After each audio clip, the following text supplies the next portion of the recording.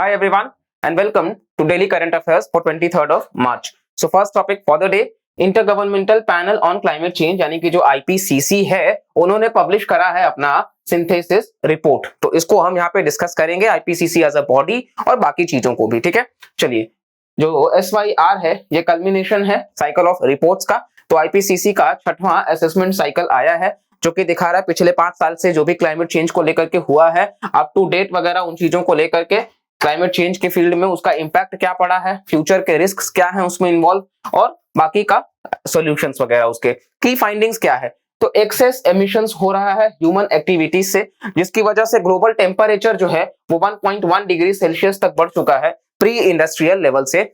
मतलब वहां से अगर हम कंपैरिजन करें तो फिलहाल 1.1 डिग्री सेल्सियस ज्यादा हो चुका है। इसके अलावा जो NDC है नेशनली डिटरमाइंड कॉन्ट्रीब्यूशंस वो अनाउंस करा गया है कंट्रीज के द्वारा कि वार्मिंग जो है वो 1.5 डिग्री सेल्सियस के आसपास हो जाएगा 21st सेंचुरी के दरमियान में ही। फिर आप देखोगे तो फॉर एवरी 1000 जो गीगा टन है कार्बन डाइऑक्साइड का जो ह्यूमन एक्टिविटी के द्वारा एमिट किया जाता है उसकी वजह से इतना जो है वो ग्लोबल टेम्परेचर राइज देखने को मिल रहा होगा आपको। ठीक है, फिर हम रिकमेंडेशंस की बात कर लेते हैं, क्या उन्होंने कहा है। तो इकोनॉमिक सेक्टर्स में काम करने के लिए उन्होंने कहा है कि वाइड स्प्रेड इलेक्ट्रिफिकेशन होना चाहिए। इसके अलावा डाइवर्सिफाई किया जाना चाहिए विंड, सोलर और स्मॉल स्केल हाइड्रो पावर को। फिर कंजर्व करके रखा जाना चाहिए ताकि बेसिकली डिफॉरेस्टेशन ना हो। अडेप्ट और मिटिगेट कर सके एक्शंस वगैरह को और इंक्लूसिविटी को। बाकी ये सारा मोटा मोटा पॉइंट्स जो है वो रिलेट कर सकते हो। वेल आईपीसीसी प्रीलिम्स के लिए एक इंपॉर्टेंट बॉडी हमेशा रहता है। इसको 2007 में नोबेल प्राइज भी दिया गया था और बाकी आप देखोगे तो आईपीसीसी को 1988 में लाया गया था। आप इसको नोट डाउन कर सकते हैं कि आईपीसीसी को 1988 में लाया गया था। किसके द्वारा लाया गया था? तो WMO यानी कि world meteorological organisation and UNEP इनके द्वारा बेसिकली आपको देखने को मिल जाएगा। मतलब 1988 में लाया गया था वर्ल्ड मीटियोलॉजिकल ऑर्गेनाइजेशन के द्वारा और यूनाइटेड नेशंस एनवायरनमेंट प्रोग्राम के द्वारा इसको लाया गया था। और इसका बेसिकली हम देखेंगे तो 2007 में नोबेल प्राइज भी दिया गया था और क्लाइमेट चेंज से रिलेटेड ये काम करते हैं। हालांकि खुद ये रिपोर्ट पब्लिश करने का काम, साइंटिफिक रिसर्च तो करते हैं लेकिन खुद रिपोर्ट पब्लिश करने का काम नहीं करते हैं। ठीक है, चलिए नेक्स्ट अब हम आते हैं। आप देखोगे यहाँ पे एक एडवाइजरी मतलब 7th शेड्यूल को लेकर के, 7th शेड्यूल किससे डील करता है? संविधान का, वो भी हम यहाँ पे डिस्कस करेंगे। तो एक अप्रेजल बनाया गया है कि एक इकोनॉमिक एडवाइजरी जो काउंसिल है प्रधानमंत्री का, उन्होंने 7th शेड्यूल को लेकर के चर्चा किया है। तो 7th शेड्यूल जो है संविधान का वो आर्टिकल 246 के तहत है जो कि एनुमरेट करता है लेजिस्लेटिव पावर्स कि क्या क्या पावर्स होना चाहिए। दरअसल 7th शेड्यूल में 3 लिस्ट हैं, यूनियन लिस्ट, स्टेट लिस्ट और कंकरेंट लिस्ट। तो वहां पे आर्टिकल 246 जो है वो पावर्स का डिवोल्यूशन बताता है। इसके अलावा आप देखोगे तो यहाँ पे 3 लिस्ट हमने ये देख लिया है, पावर्स और रिस्पॉन्सिबिलिटीज किस तरीके से होना चाहिए, यूनियन लिस्ट, स्टेट लिस्ट और कंकरेंट लिस्ट में। आर्टिकल याद रखिएगा, 7th शेड्यूल याद रखिएगा। नाउ सजेशंस क्या है कि राजमन्नार कमिटी जो है उन्होंने रेकमेंड किया था कि हाई पावर कमीशन होना चाहिए और 7th शेड्यूल को मतलब जोड़ करके रखा जा सके। राजमन्नार कमिटी का नाम याद रखिएगा, 7th शेड्यूल से जुड़ा हुआ है। और वायबिलिटी होना चाहिए कि कंकरेंट लिस्ट को मतलब रखा जा सके और रिप्लेस किया जा सके लोकल बॉडी के साथ में।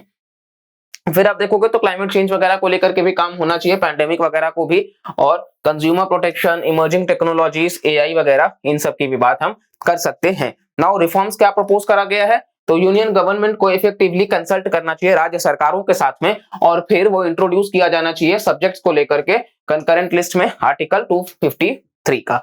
फिर कोई भी लॉ अगर पास होता है पार्लियामेंट से या स्टेट लेजिस्लेचर से तो उसको मेंशन करना चाहिए रेस्पेक्टिव लिस्ट। ठीक है, साथ साथ हम नेक्स्ट टॉपिक पे आते हैं। आपको याद रखना पड़ेगा वो economic advisory council prime minister के लिए अकाउंटेबल है और 7th शेड्यूल आर्टिकल 246 आपके प्रीलिम्स के लिए इंपॉर्टेंट है। ट्रेड्स की बात कर लेते हैं, काफी इंपॉर्टेंट है।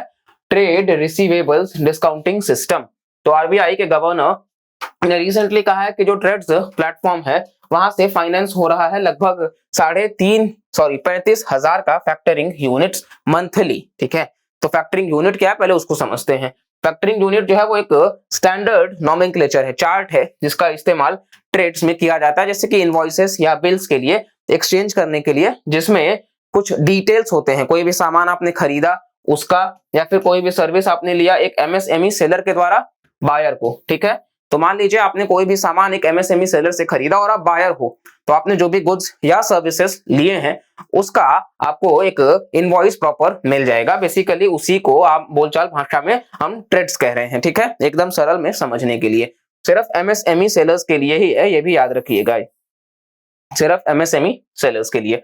ट्रेड्स जो है वो एक डिजिटल प्लेटफॉर्म इनिशिएटिव है जिसको लॉन्च आरबीआई ने किया था 2014 में, और एमएसएमईज को प्रोवाइड करा जाएगा कि वो फाइनेंस कर सके अपना ट्रेड रिसीवेबल्स, यानी कि इसको 2014 में लाया गया था ताकि बेसिकली आरबीआई ने इसको प्रमोट करा था कि ये एमएसएमईज के लिए फाइनेंस करने का काम कर सके, और सिर्फ एमएसएमईज ही पार्टिसिपेट कर सकते हैं। यही हम आपको लाइन कह रहे थे कि काफी इंपॉर्टेंट है, only MSMEs can participate as sellers in trades. तो ये ओनली जब आता है तो हमें चौकन्ना हो जाना चाहिए, यहाँ पे ये ओनली जो है वो बिल्कुल सही है। तो only MSMEs can participate as sellers. इसके अलावा corporates, government departments, PSU and others can participate as buyers.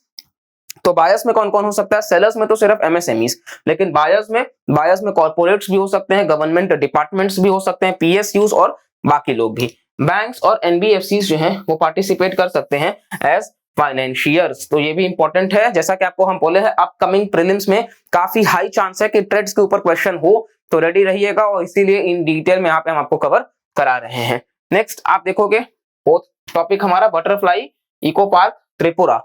तो बटरफ्लाई इको पार्क जो है वो छोटा खोला जो कि तृष्णा वाइल्ड लाइफ सेंचुरी के पास में है, जो कि पहला बटरफ्लाई पार्क होगा नॉर्थ ईस्ट का। तो फर्स्ट बटरफ्लाई पार्क त्रिपुरा राज्य में, तृष्णा वाइल्ड लाइफ सेंचुरी के पास में, ठीक है। चलिए, ये जो पार्क है वो डेडिकेटेड होगा कंजर्व करने के लिए और प्रमोट करने के लिए यूनिक बटरफ्लाई स्पीशीज के जो उस रीजन में पाए जाते हैं। इसको 2016 में एस्टैब्लिश किया गया और यहाँ पे 250 से ज्यादा प्रजातियां तितलियों की रहती हैं। बटरफ्लाईज को माना जाता है कि ये इंडिकेटर है किसी भी गुड इकोलॉजिकल बैलेंस का और हेल्दी नेचर का। यानी कि हम एक एनवायरनमेंट में पढ़ते हैं फ्लैगशिप स्पीशीज, इंडिकेटर स्पीशीज, तो ये आप कह सकते हो कि एक इंडिकेटर स्पीशीज में आते हैं, क्योंकि अगर ये है तो अच्छा इकोलॉजिकल बैलेंस माना जाता है, ठीक है। चलिए, ये बहुत इंपॉर्टेंट था, याद रखिएगा। नेक्स्ट और लास्ट टॉपिक हमारा यूएन का sustainable development and realities, that is उसका जो सोल्यूशन नेटवर्क है उसने रिलीज किया है वर्ल्ड हैप्पीनेस रिपोर्ट, ठीक है। यानी कि कुल मिलाकर के यूएन का जो सस्टेनेबल डेवलपमेंट गोल है, मतलब सस्टेनेबल डेवलपमेंट नेटवर्क, उन्होंने रिलीज किया है वर्ल्ड हैप्पीनेस रिपोर्ट को। और ये जो रिपोर्ट है वो बेसिकली 6 पैरामीटर्स को ध्यान में रख करके किया गया है, जैसे हेल्दी लाइफ एक्सपेक्टेंसी, किसी की भी इंसान का जो लाइफ एक्सपेक्टेंसी है वो कितना हेल्दी है, जीडीपी पर कैपिटा, मतलब हर इंसान के दर पे जीडीपी कितना कंट्रीब्यूशन है। तीसरा है सोशल सपोर्ट, कितना ज्यादा सपोर्ट सोशली मिल रहा है। चौथा है low corruption generosity in a community, मतलब करप्शन वहां पे कम होना चाहिए एक कम्युनिटी के दायरे में। और फ्रीडम टू मेक की लाइफ डिसीजंस, अगर जीवन में कुछ महत्वपूर्ण डिसीजंस हम ले पा रहे हैं तो क्या हम अपने फ्रीडम से ले पा रहे हैं या किसी के इन्फ्लुएंस में आकर के।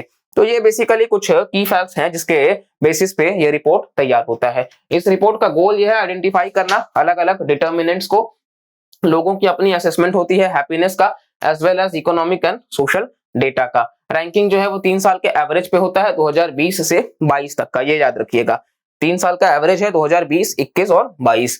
टॉप 3 कंट्रीज खुशी सबसे ज्यादा फिनलैंड में, डेनमार्क में और आइसलैंड में। तो ऐसे आपको याद रखना है, सबसे ज्यादा हैप्पीनेस फिनलैंड में है और उसके बाद में आप देखोगे डेनमार्क में है और फिर आप देखोगे तो आइसलैंड में है। क्लियर? अफगानिस्तान, लेबानन और सियरा लियोनी जो है वो बॉटम ऑफ द चार्ट में है। तो अफगानिस्तान सबसे नीचे है, फिनलैंड सबसे ऊपर है। ऑल्दो हमारे देश में तो खुशी बहुत ज्यादा मिल जाएंगी, लेकिन वो खुशी की यहाँ पे बात नहीं हो रही है, यहाँ हैप्पीनेस की बात हो रही है। तो फिनलैंड जो है वो टॉप 3 कंट्रीज में से एक है।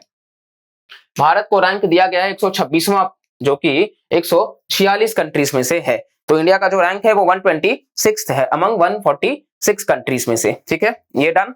इसके अलावा इंडिया का जो रैंक है नेबर्स में वो नीचे है, चाइना, नेपाल, श्रीलंका और बांग्लादेश से भी। मतलब हम चाइना हमसे ज्यादा खुशी है, नेपाल हमसे ज्यादा खुश है, श्रीलंका, बांग्लादेश, हर कोई हम मतलब इनसे नीचे हैं। 126वां पायदान 146 मुल्कों में। भूटान जो है वो लिस्टेड ही नहीं है, खैर वो अपना खुद का रिपोर्ट भी तैयार करते हैं। और इसके अलावा आप देखोगे तो इसके बारे में देख लेते हैं, UN sustainable development solutions network, इसको लॉन्च 2012 में किया गया था यूएन सेक्रेटरी जनरल के द्वारा। और यहाँ पे मतलब सस्टेनेबल डेवलपमेंट गोल्स की बात होती है और ये रिपोर्ट वर्ल्ड हैप्पीनेस रिपोर्ट को पब्लिश करने का काम करते हैं। उम्मीद करते हैं आज के डेली करंट अफेयर से आपको कुछ नया जानने को मिला होगा और आप इस एफर्ट्स को पसंद कर रहे होंगे और आपको ये इनिशिएटिव बहुत हेल्प कर रहा होगा। बस जुड़े रहिए वीडियो के साथ में। कंटेंट पसंद आए तो लाइक करिएगा, कमेंट करके भी जरूर बताइएगा और व्यूज भी इसको बढ़ाइए, क्योंकि ये बनाने के पीछे एफर्ट जाता है। उस एफर्ट को थोड़ा अप्रिशिएट करिए, ज्यादा से ज्यादा शेयर करके, चैनल को सब्सक्राइब करके और ज्यादा से ज्यादा इस कंटेंट को मैक्सिमम टाइम तक देखने का कोशिश करिए। ठीक है, चलिए मिलते हैं अगले वीडियो में। Bye bye, take care and जय हिंद।